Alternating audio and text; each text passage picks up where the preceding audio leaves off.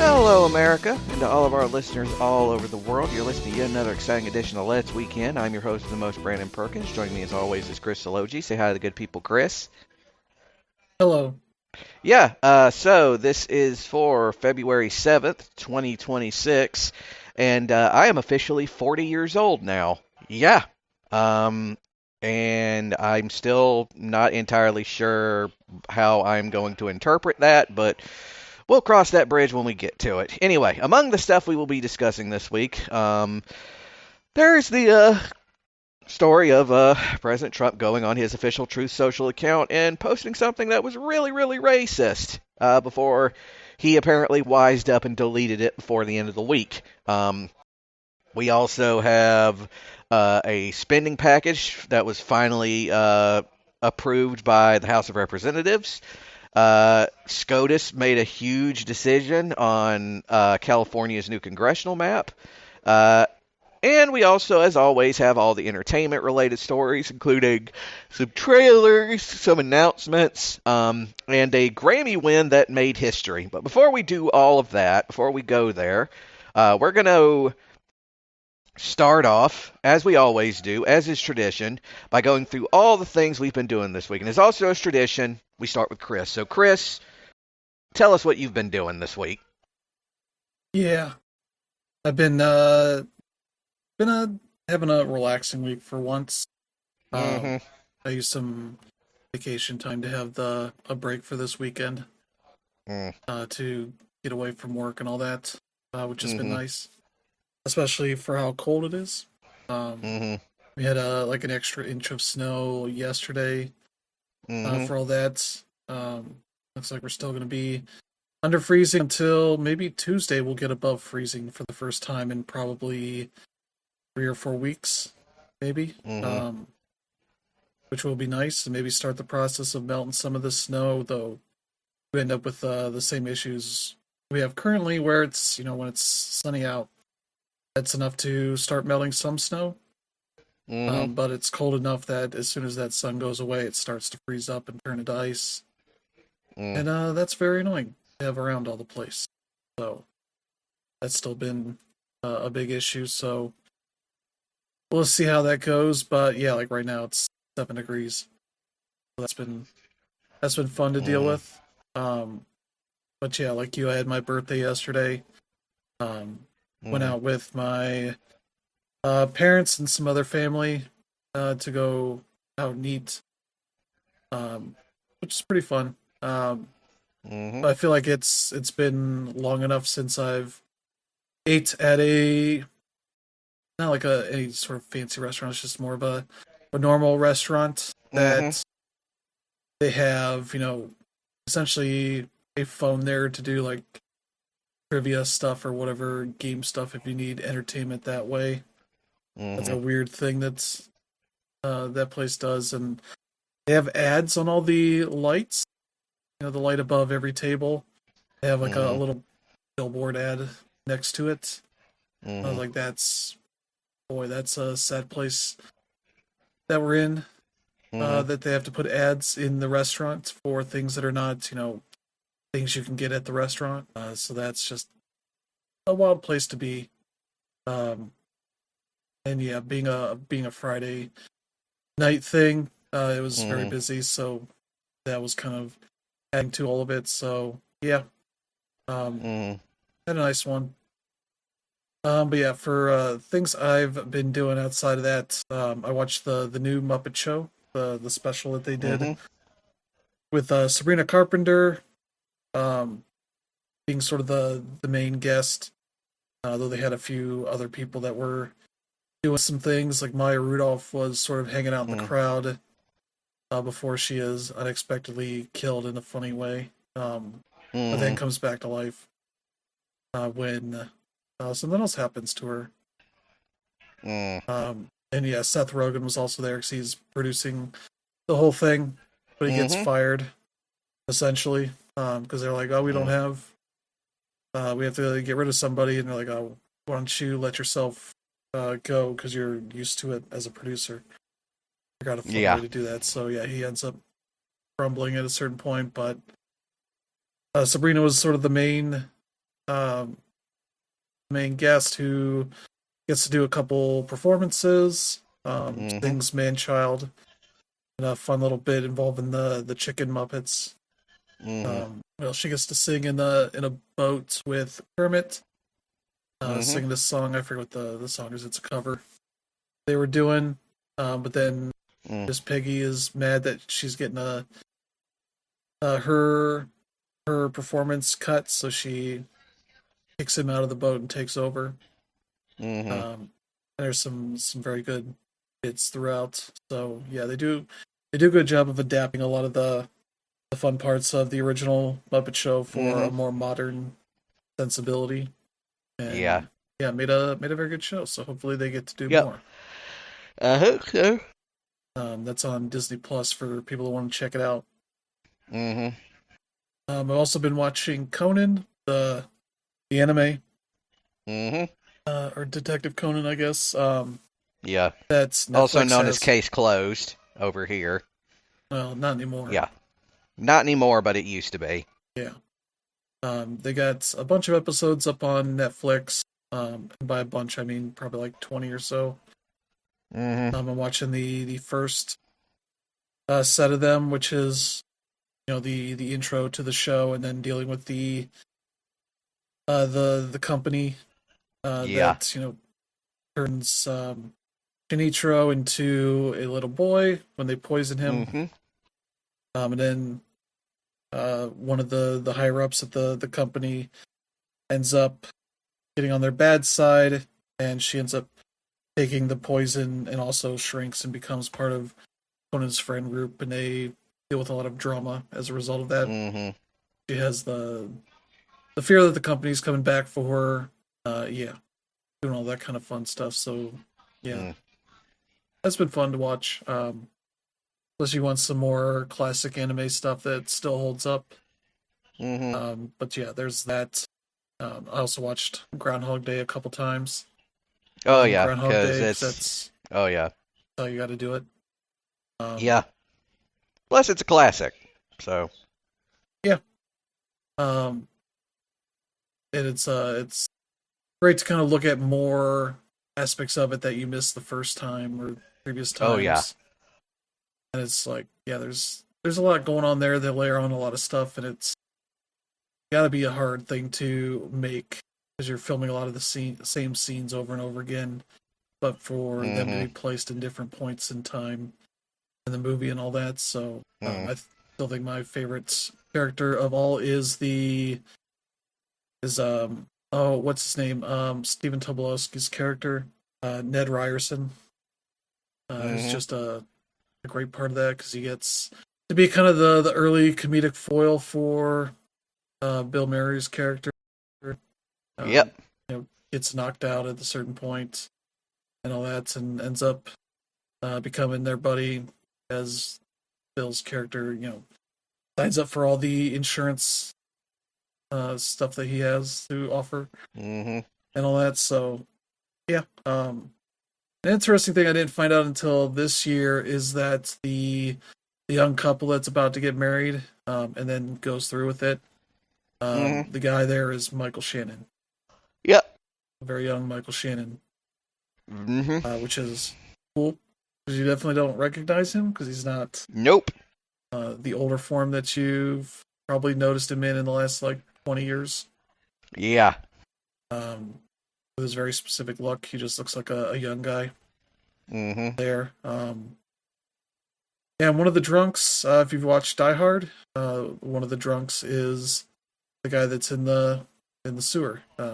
Yep. Like, oh, I can't call in to shut down the whole block, kind of Mm. thing. It's like, well, he got his life together. Went out to Mhm. L.A. and ends up being part of a terrorist plot. So, Mm. that's a fun time. But yeah, for what I've Yep. been playing, I jumped back into Assassin's Creed Valhalla. Um, Mhm. not for really any particular reason. I just was like looking at things to play on my PlayStation Portal before I went to Mhm. bed, and I played about an hour of that, which was pretty easy because it was just a lot of early game stuff. So a lot of um, walking around and watching cutscenes and doing some Mhm. fighting here and there. But now I'm at the point I downloaded on my PS5 because I had some room for that. Decided Mhm. to play some more of that. So mostly what I've been doing is ignoring the main story stuff. Kind of just running Mhm. around because on the map they highlight, like in each territory, they show a meter of how much of the wealth and mysteries and something else that you get in these different sections of the map. So I've just been going around and trying to find all Mhm. that, and getting the view sync points to clear out or open up more of the map Mhm. uh, for that. So yeah, nothing really too complicated there, but enjoying that. I don't know how much more I'm gonna put any time into that right now, but that's been one I've been jumping into. And the other one has been American Truck Simulator, because Mhm. I am working on finishing up the Louisiana event they have going on. I think I have two more jobs to do, Mhm. deliver to two of the remaining cities, and then from there that'll be it. But yeah, that game still a lot of fun, and Louisiana has a lot of fun stuff. I've taken the ferry a couple times on jobs because that's the kind of place that is. Mhm. We get um, few businesses that are sort of on the other sides of some of these rivers, so you have to kind of take a ferry across and all that. So, Mhm. but yeah, that's been pretty much what I've been doing. So, how about you, Brandon? Uh, well, as for me, as far as like gaming is concerned, obviously I'm still doing on my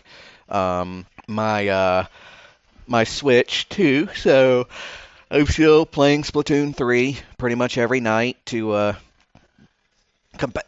online and absolutely adoring it. Obviously, still, and I'm getting like very slowly. I am getting like a lot better at it. Um, but like I've said in the past, a lot of whether you're going to win a match or not is kind of predetermined by the fact that you and your team have the right equipment for the job and that they also kind of know what they're doing. But it's a toss up. But it's I have no complaints really right now, and I'm really um, enjoying it still.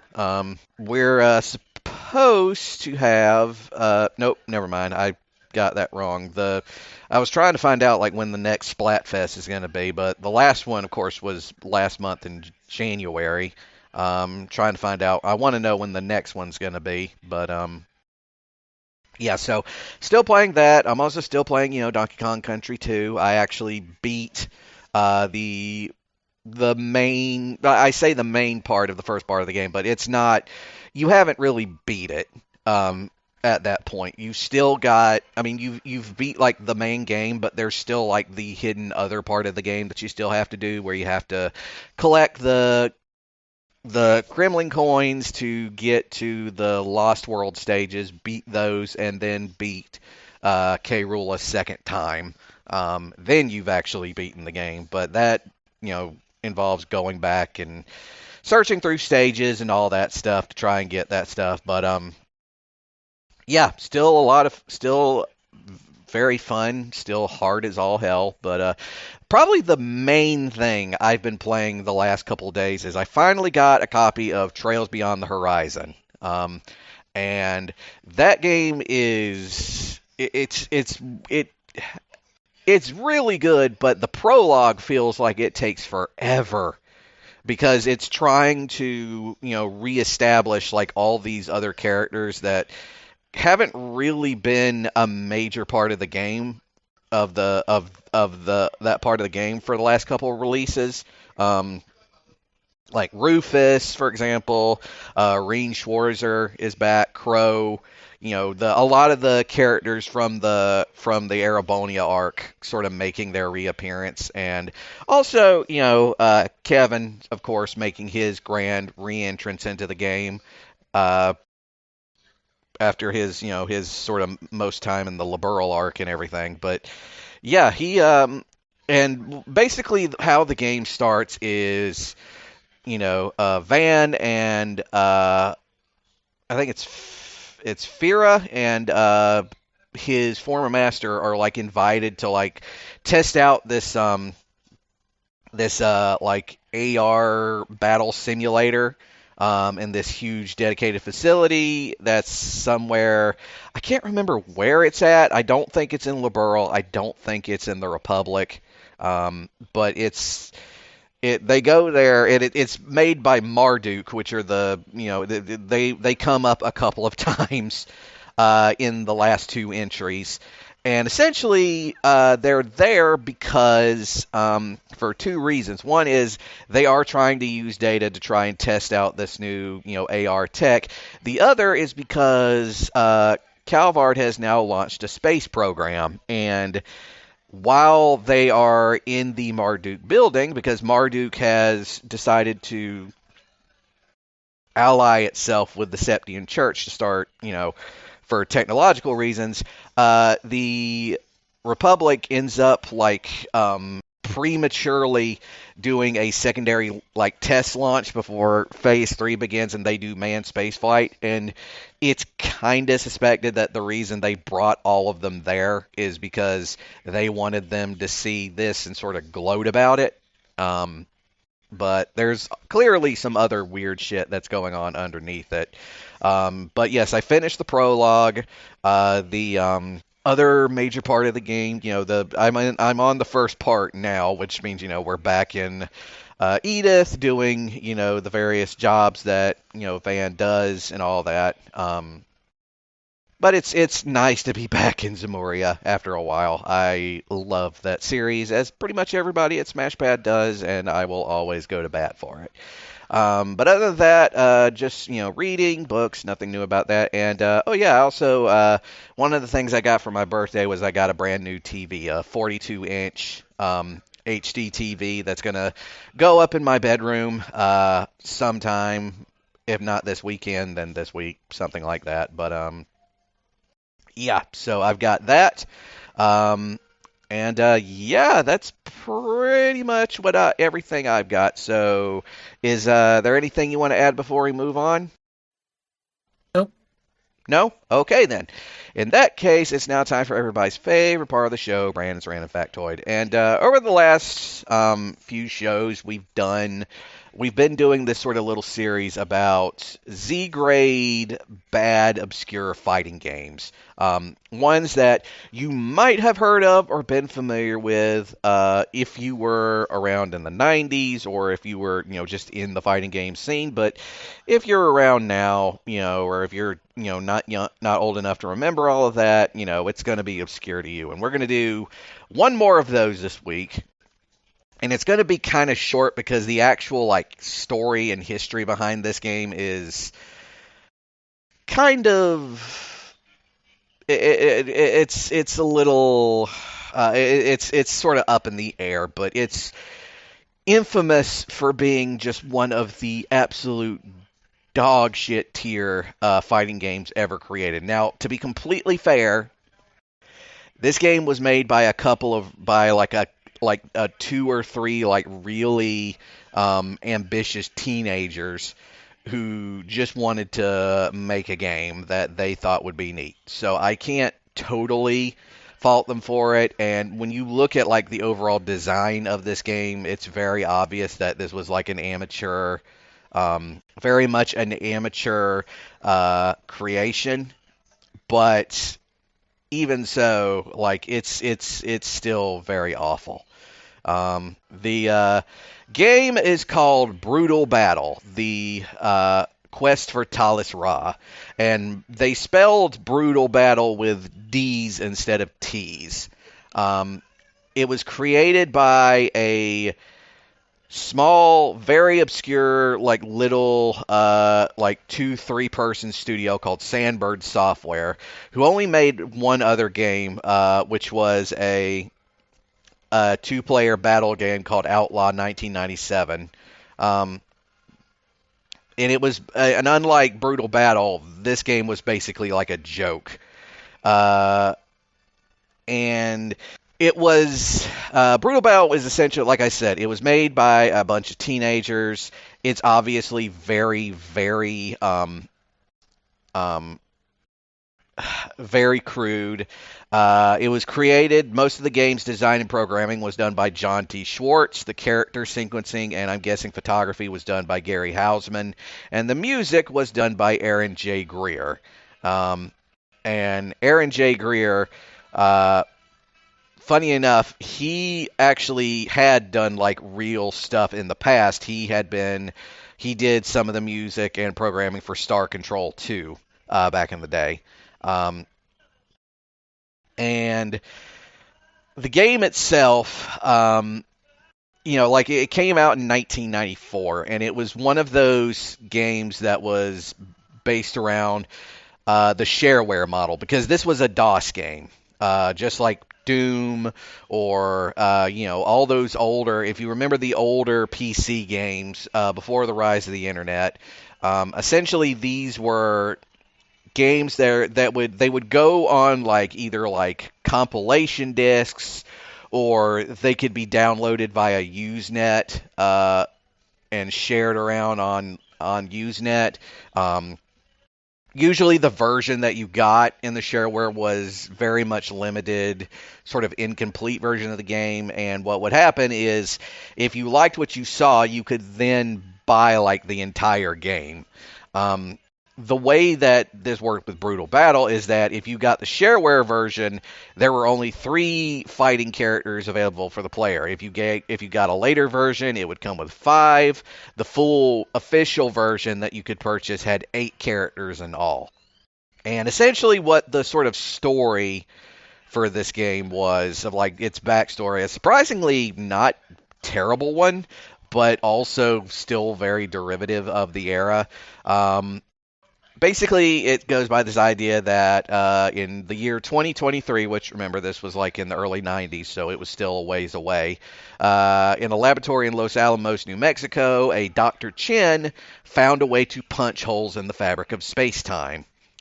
And he does this several times. That is very successful, but uh, on his first attempt to make a hole through to the distant future, a cyborg named Talos Raw comes through the hole, kills Dr. Chen, and then steals the equipment. Uh, Now, apparently, for whatever reason, all of the various areas that in time that the Dr. Chen managed to have access had these various like guardians on the other side to protect and keep the time stream stable. And if you play the game, you end up choosing one of these guardians, try to battle through all the holes in space-time, and eventually get to Talos Raw and defeat him. That's essentially the game. And the actual like characters one of the things I also have to point out first is this game's presentation. Outside of like the menu screen, which is fairly competent, the rest of it is entirely in Comic Sans. It looks like 1996 era Web 1.0.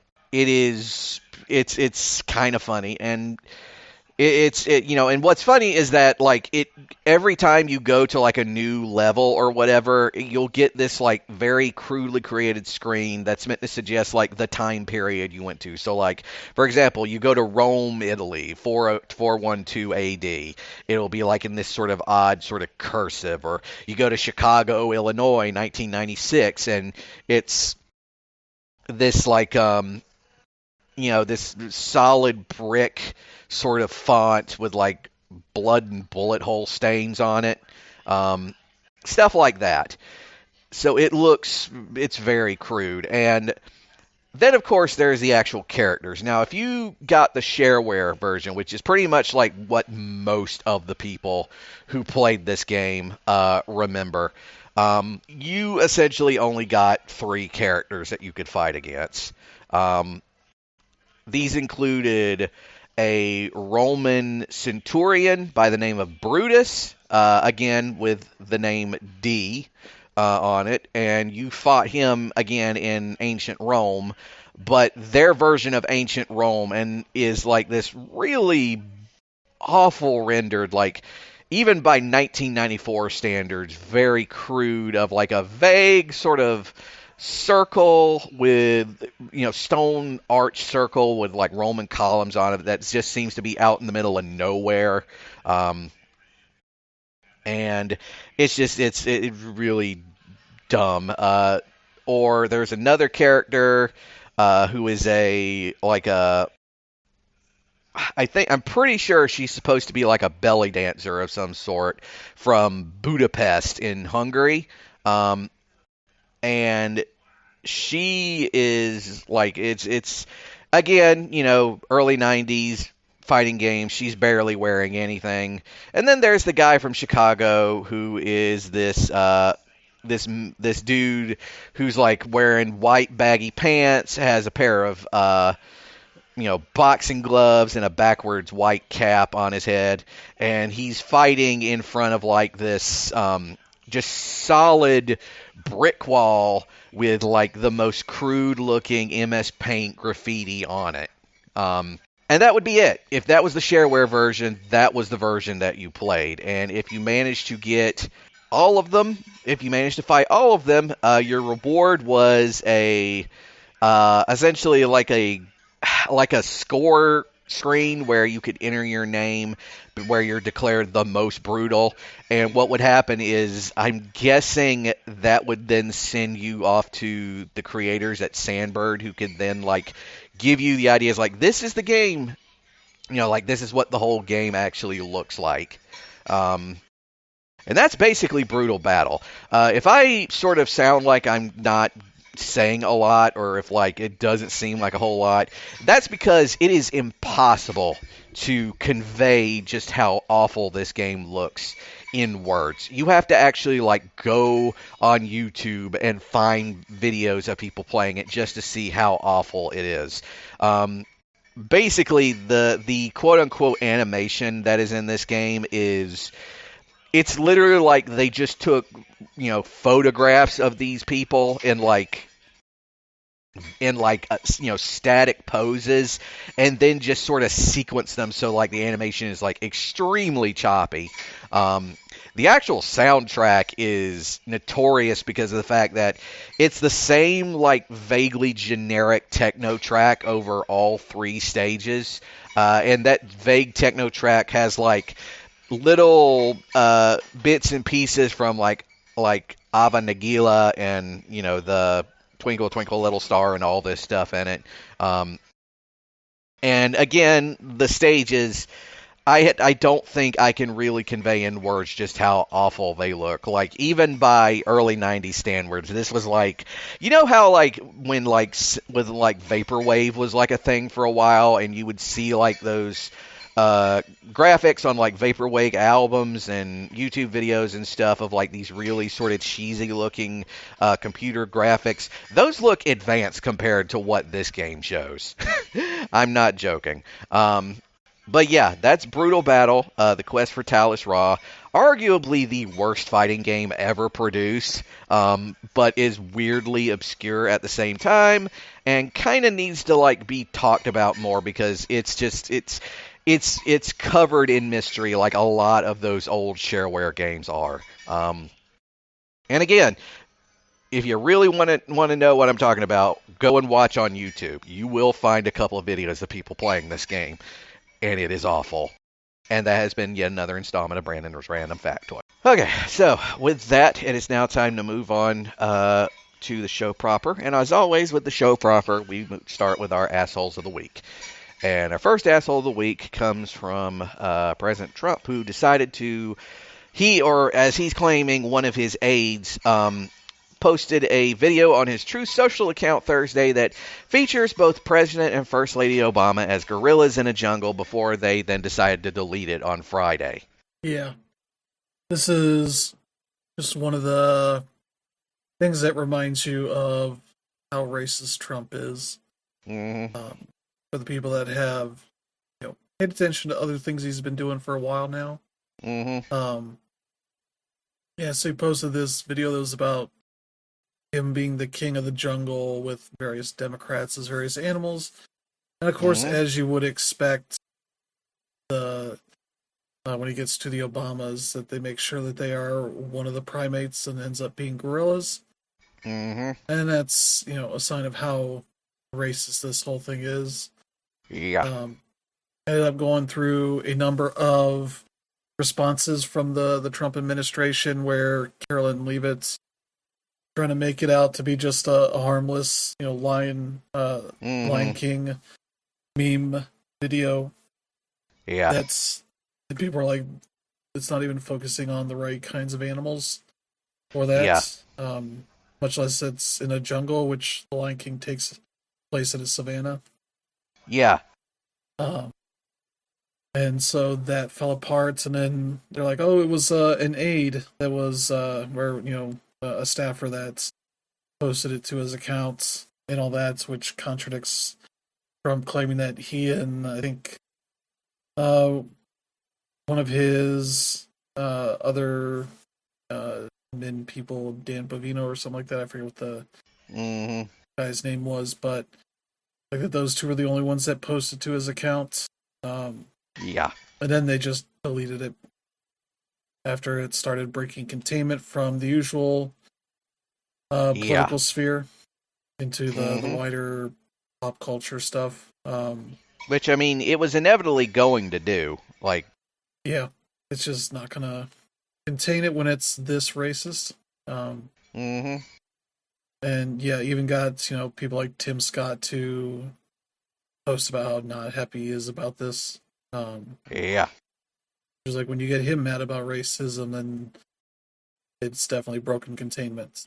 Mm-hmm. Um, I tweeted out praying it was fake because it's the most racist thing I've seen out of this White House. Yeah. Just like, boy, that's a thing there. Mm-hmm. Praying it's fake. Like, what fake about it? Mm. Like that it didn't happen. Yeah. So yeah, it's kind of a wild situation, and yeah, has kind of brought that up to forefront for the time being. Um, Yeah. Obviously, if this was done by any other president, they would have been, hauled into, be impeached and whatnot, or expected to resign and all Mm-hmm. that. And it's a Thursday for him. Yeah. But, so yeah, that happened. And, oh yeah, for those who don't know, the Winter Olympics started this week, and Vice President J.D. Vance went there, and he got roundly booed by just about everybody in there Yeah, in the stadium. Yep. yeah. They switched the feed to JD Vance and his wife, and a bunch of boos started coming in, mixed in with cheers because people aren't cheering for whatever TV is doing Hmm. at the moment, but a lot of boos once they started highlighting JD Vance, which Yeah. is good to see. Make sure Hmm. not let him have a moment of peace, though he's going to get peace just fine because he can come and go wherever he wants, and as a VIP, he'll get shepherded around outside of the general audience that is there in Milan. So Yeah. I think he was at the hockey game they just won, the U.S. won. So with Jake Paul, I think it was. So Hmm. great crowd he's keeping. Yeah. Yeah. So that's happened, and then we found out this week that Jeff Bezos has had the Washington Post lay off a third of its staff, including its sports section, several foreign bureaus, and its books coverage. Yeah, just a huge swath of the Washington Post is gone now. Yeah. Um, Especially like the sports section that was one of its highlights. Hmm. Much of its foreign coverage is also gone, which is also one of their crown jewels. There's a Hmm. lot of their foreign coverage of all that stuff through pretty much every part of the paper experiencing layoffs. Mm. Especially like the book review stuff is basically going to be gone. And yeah, good time to be doing this. That because people were about to fly over to Italy for the Winter Olympics there, and they cut Yeah. them just in time so they didn't waste their time over there. And yeah, the uh, It seems like Bezos no longer cares about having this as sort of a pride of the things he owns, like he used to Yeah. back like 10 years ago. Mhm. Since he's very much gone all in on corruption, bribing the federal government, making a movie for Melania that nobody Mhm. likes, um, Yeah. and all that. That seems like unless he decides to sell it off, that this is going to be a slow death for the Washington Post. It Mhm. seems like the department that suffered no cuts was sort of the American U.S. political coverage. Yeah. We were like, oh, that means he still cares about it. It's like, no, they don't. Mm-mm. They very much pushed for more of a conservative focus on a lot of their coverage, Mhm. um, and all that. So yeah, I don't expect they're going to be having a great time there. And so much so that the guy that was the CEO of the paper has uh, left as well, um, which is fun. So yeah, a great time for these kind of institutions. Is if Bezos Mhm. fucks around, causes people to unsubscribe for obvious reasons, and then makes further cuts to cement that they're Mhm. not going to support them in the future. So nice little cycle there. So there you go. Yeah. But we do have a hero of the week to wash that awful, awful taste out of our mouths. A federal judge has blocked the administration from ending protections for Haitians right before they were set to expire. Yeah, which is Very great. good. Mhm. Because yeah, they were about to send a ton of ICE agents here to Ohio to start trying to go after these people. Oh yeah. And yeah, this U.S. District Judge Anna Reyes granted a request to pause the termination of temporary protected status for Haitians. A Mhm. lawsuit challenging it proceeds. Um, yeah, she wrote here the termination shall be null, void, and of no legal effect. Yeah, wrote an 83-page opinion that plaintiffs were likely to prevail on the merit of the case, and that she found it substantially likely that Homeland Security Secretary Kristi Noem preordained her termination decision because of hostility to non-white immigrants. So yeah, good Mhm. to give these people a little bit of a breather for a little while longer. We'll Mhm. see where this ends up going, but yeah, they'll find a Yeah. way to pull that protections, but not going to Mhm. be in the near term. So there you Mhm. go. Yeah. So with that, we're moving from the show proper over to the proper show proper. Our first major story for the night is that the House of Representatives officially approved a $1 trillion spending package to keep the government funded through September, which means we'll have to go through all this yet again in September. Yeah. Um, Passed by a vote of 217 to 214, 21 hmm Democrats joining Republicans in supporting. This funds everything but the DHS, that is getting a stopgap measure to fund it through the hmm 13th. Yeah. So later this week, this next week coming up, is going to be when they're going to figure out limitations and such they're going to place on ICE and all that to get funding for the DHS for the long term. hmm We'll see where that goes, but yeah, that's going to be a big thing. But yeah, that was just a minor shutdown hmm of things that weren't going to suffer for a few days. So obviously avoid that, but we'll see where this DHS stopgap measure goes. Yeah. And then we got news. I'm not sure if this is still on. The Clintons agree to testify in the House's Epstein investigation. Yeah, they are planning on this. Yeah, they have not finalized when they're going to be doing this or hmm whatever, but yeah, that's just kind of what they're at right now. We'll see hmm where this goes, but yeah, I believe the Uh, Attorneys for the Clintons have emailed staff for the oversight panel saying the pair would accept Comer's demands Mm-hmm. to testify and will appear for deposition on mutually agreeable dates. So Mm-hmm. they got to go through all that and figure out when they may do that. But yeah, that's kind of where it's at right Yeah, we'll see how that goes. Uh, and then this week, a bunch of prosecutors in Paris, France, raided the French offices of Twitter as part of their investigation into Grok's child sexual abuse material that was produced using it. now. Yeah, some good news there. Um, Mm-hmm. they've also summoned Elon Musk for questioning. Yep. Yeah, they're facing intensifying scrutiny from Britain's data privacy regulator, which opened formal investigations into how they handled personal data when they Mm-hmm. developed and deployed Grok. France is also heavily investigating. They opened it in January last year by the Mm-hmm. prosecutor's cybercrime unit. They're looking into alleged complicity in possessing and spreading pornographic images of minors, sexually explicit Mm-hmm. deepfakes, denial of crimes against humanity, and manipulation of an automated data processing system as part of an organized group, among other Mm-hmm. charges. So we'll have to see where that goes, but they're still doing more work here. Mm-hmm. And they've asked Musk and former CEO Linda Yaccarino to attend interviews on April 20th. Other employees of X have been summoned the same week as witnesses, so Yep. still got more to go for that.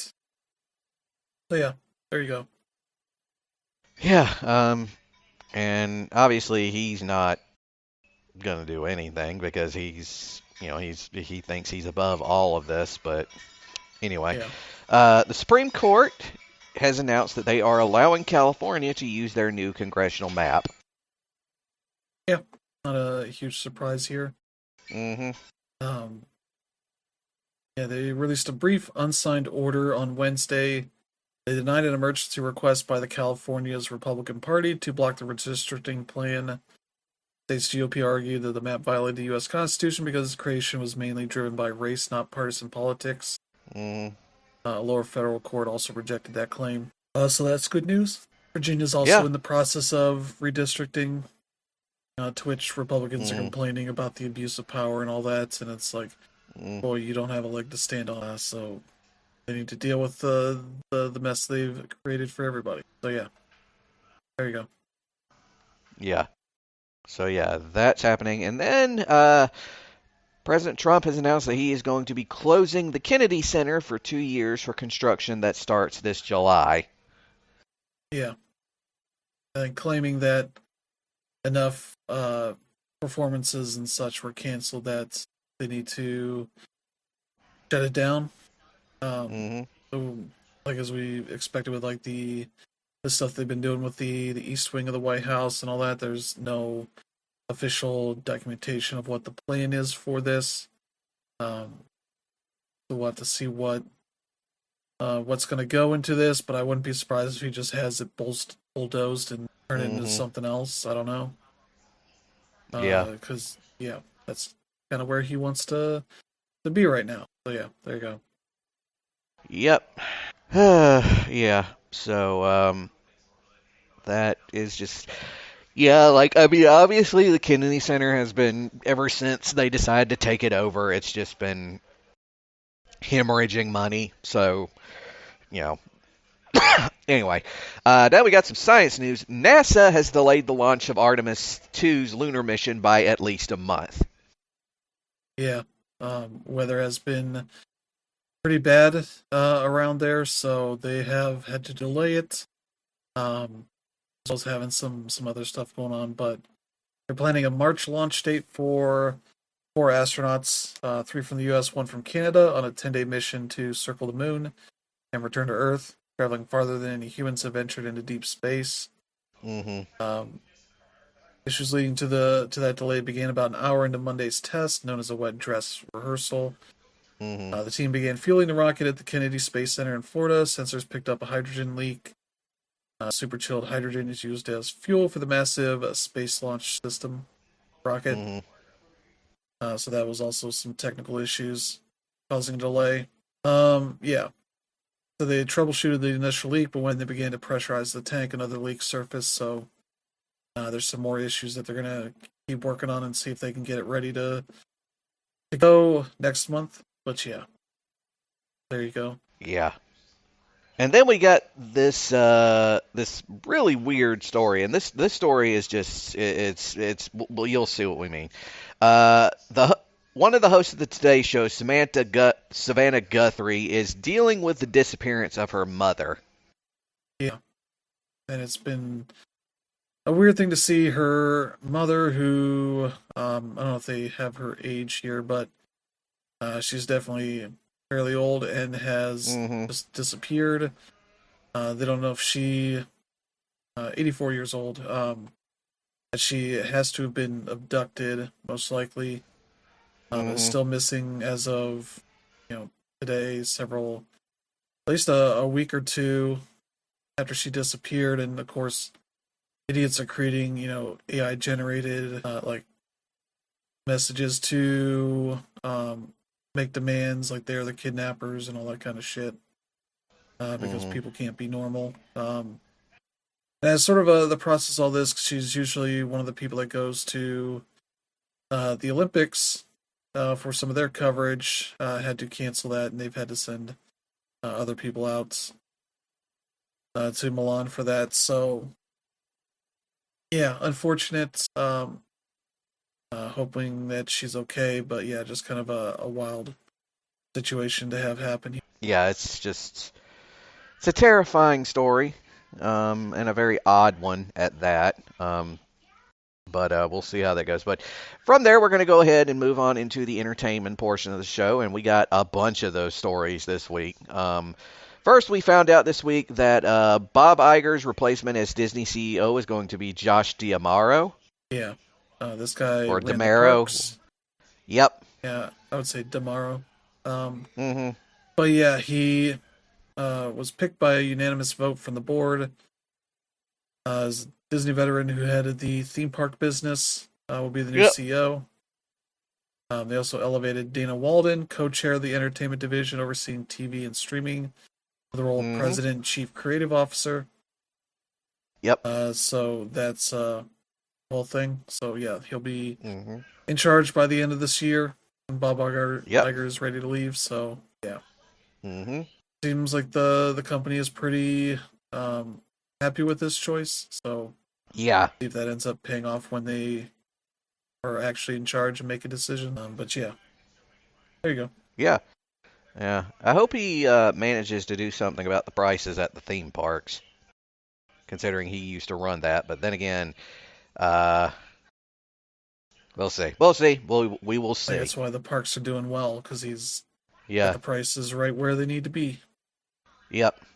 And then we got for those who don't know, the Grammys happened this week. There was a bunch of neat stuff, including a pretty neat performance by Lady Gaga. I thought was pretty cool. But this week, Golden from K-pop Demon Hunters became the first K-pop Grammy winner ever in the history of the Grammys. Yeah, just cool. Oh yeah. Um, they had the whole crew out there to celebrate, and yeah, that was the I think one of three or four Emmys they were nominated for. That was the only one they won for best song Mhm. written for visual media, against like three songs from Sinners, Mm. among others. I think one was yeah, the Nine Inch Nails song for Tron Ares, and the Elton John song from whatever Elton John thing happened last year. Mhm. Um, so yeah, that's great to see. Mhm. They continue to do a lot of first for K-pop in a way Mhm. that's uh, impressive, considering these are all people that were kind of on the outside of the K-pop industry looking in, Mhm. Yep. and now got their chance to shine. And have become one of the most successful. um, but yeah.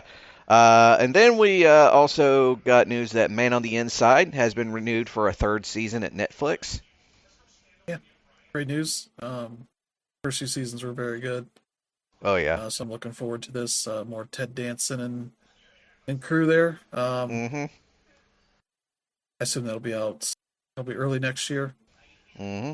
based on the cadence they've got for this. But yeah, it's a very good shows season. Mm-hmm. So happy to see more of that coming. Yeah. And we also found out that The Singers, which is a live action short film that was nominated for an Oscar, will be debuting on Netflix February 13th, so next week. Yeah. So if you want to see one of the Oscar nominated short films for Mm-hmm. the Oscars, that when does that happen? That's happening in a few weeks, isn't it? The Oscars. But yeah, that'll be fun to check out one of these. This is yeah, adapted from a 19th century short story by Ivan Turgenev. Mm-hmm. Uh, the Singers unfolds inside a modest pub where a group of downtrodden patrons unexpectedly connect through an impromptu sing-off. The Mm-hmm. music, which was recorded live on set, becomes the emotional conduit, transforming the room and the people within. Mm. That sounds like a pretty good premise there. So yeah, Yep. Yeah. Does sound like a pretty neat premise. And we also got news that Wicked for Good will be on Peacock March 20th with a sing-along version and a documentary to go along with it. yeah, and they're talking about a bunch of bonus content as well coming to it. So yeah, they have commentary Mm-hmm. from um, director John M. Chu, deleted scenes, and more. So Mm-hmm. that's pretty cool. Yeah, kind of going all out on all that stuff. So yeah, we'll see. Mm-hmm. I'll probably check that out because I like the first one. Although I Mm-hmm. think the universal response to this one has been like, the first one is better. Um, Mm-hmm. because I think people like the songs that are in the first half of it better than the Yeah. second half. Mm-hmm. But otherwise, people still like this one. So Mm. curious to see it. Yeah.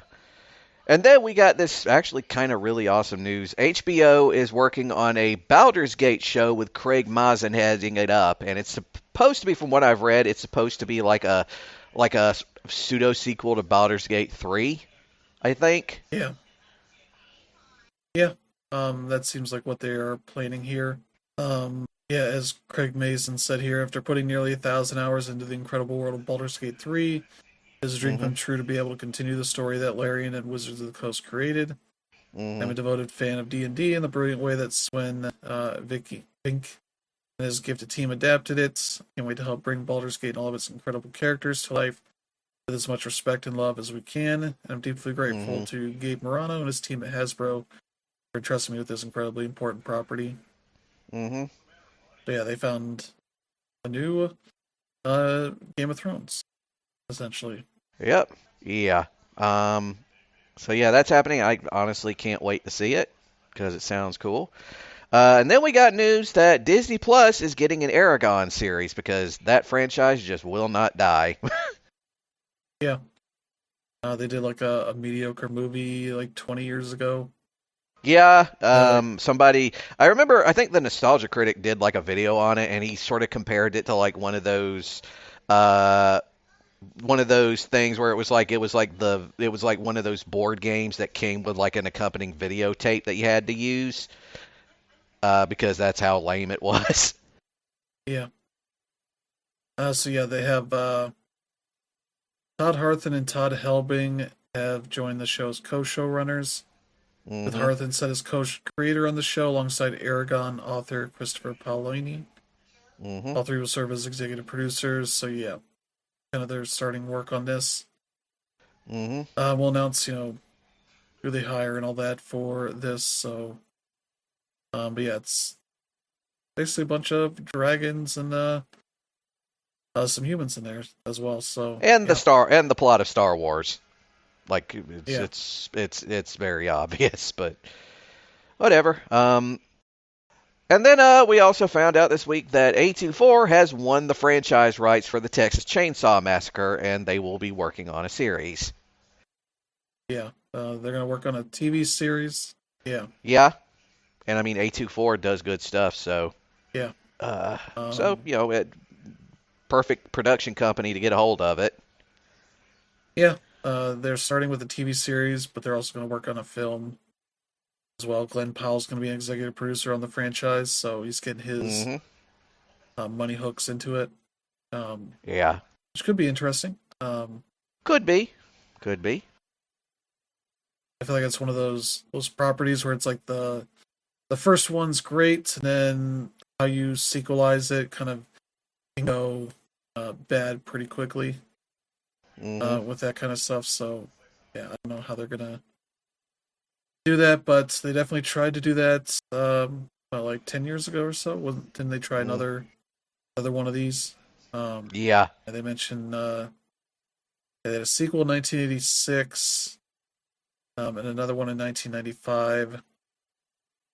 Return of the Texas Chainsaw Massacre, aka Texas Chainsaw Massacre: The Next Generation, which had Renee Zellweger and Matthew McConaughey in it. So there's also a novel, comic book series, and 3 video games that have been Hmm. made under the IP. So they try a Yep. lot of stuff. Yeah. Yeah. Because Leatherface is a very iconic character, weirdly Yeah, enough. So he's managed to have a lot of staying power. But yeah, so that's happening and kind of neat. And we also got news this week that the original 3 hosts of Mystery Science Theater 3000 are returning to make 4 new episodes of Mystery Science Theater 3000. Um, yeah, Most people know that after that show more or less ended and they left it, they started doing riff tracks, which is in and of itself really cool. I love riff tracks. I've got a couple of riff track stuff on my computer that I watch every so often. Um, yeah, and yeah, they're returning to make 4 new episodes. So, yeah. They're doing a Kickstarter for hmm. this. Um, I don't think they link to it at all in Well, this because they article. blew past the goal. Yeah, but I mean, even just finding out what's on there, but yeah, it's on the front page of Kickstarter. It should be. Yeah, they're essentially calling it Rift Tracks makes MST3K, Hmm. or what they're also calling it Mystery Science Theater 3000, the Rift Tracks experiments. Hmm. $20,000 goal. Now it's at 1.6 million dollars. Hmm. 36 days to go. Their rewards are fairly complicated to try to go through. Um, Yeah. they have a bunch of stuff here. You can get like a Blu-ray package of these episodes, Hmm. as well as various others where you're just giving them $10 to do what they do, or start getting some of the stuff here, as well as some bonus things Hmm. from them. Some of their riff track stuff. That's a whole subscription thing they have to Hmm. it. And yeah, all the way up to I think the only ones available still are like $250 is the top one, which gets you commemorative photo taken on sets with Mike, Kevin, and Bill. Hmm. So yeah, that's and like all the other stuff with it. So yeah, there's a lot here, and yeah, you can check out if you want to support that or just wait for the episodes to come out. Do all that Hmm. stuff. A lot to this. Hmm. But yeah, that seems neat. I don't know that they've announced which episodes they're looking to do, Hmm. but it's not a huge surprise that they are doing this kind of thing. Yeah. Considering there's only so much you can do with this stuff, it's Hmm. more like, why don't we get the old guys back in? And it's like, sure, why Mm. not? They already did their Netflix Yeah. thing, and that was almost 10 years ago at this point. Yep. Might as well find some new avenues here. So yeah, that's cool. Yeah. And now we got some trailers. We got an official trailer for The Dinosaurs. It's a documentary hosted by, well, it's narrated by Morgan Freeman. Yeah, this is executive producer Steven Spielberg, Amblin Entertainment, and the team behind Our Planet, Hmm. doing a documentary series about dinosaurs, the rise and fall of Yeah. dinosaurs across hundreds of. Seems like it could be pretty cool. Oh Um, yeah. I certainly think so. that'll be available on Netflix March 6th. Yeah. Um, Yeah, I definitely think it looks cool. Um, yeah, we also got an official trailer for Rooster, which is a comedy being that stars Steve Carell. yeah. For HBO Max.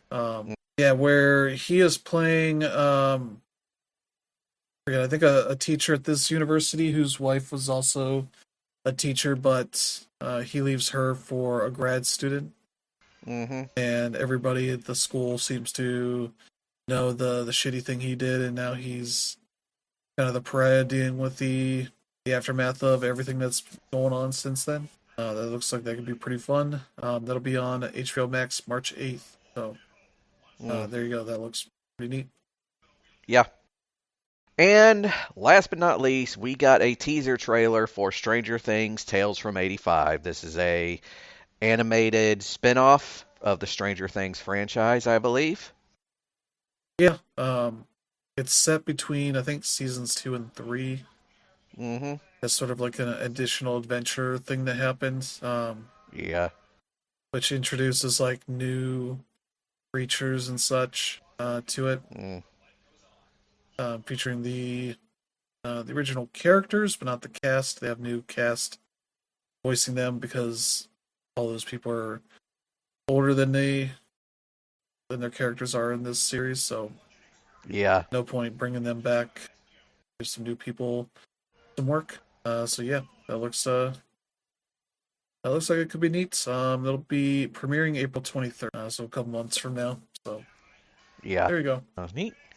Yeah, so with that, I do believe we've got our show for this week, folks. I do believe we do. We have got our show for this week. So, if you'd like a question, comment, or something you want us to read on the air, you can get in touch with us at letsweekenders@gmail.com. That's letsweekenders@gmail.com. We got it linked for you in the show notes. Also, our usual bit of unscripted shenanigans outside of Apple Podcasts can be found at TuneIn, RSS, or basically any kind of podcast aggregator that you can think of. And if we're not there, just, give it a second. We'll show up pretty quickly, at least as soon as we find out about it. Otherwise, it doesn't exist as far as we're concerned. Um, but yeah, so with that, we're going to go ahead and wind everything down here. Thank you, Chris, once again for joining me on this little endeavor.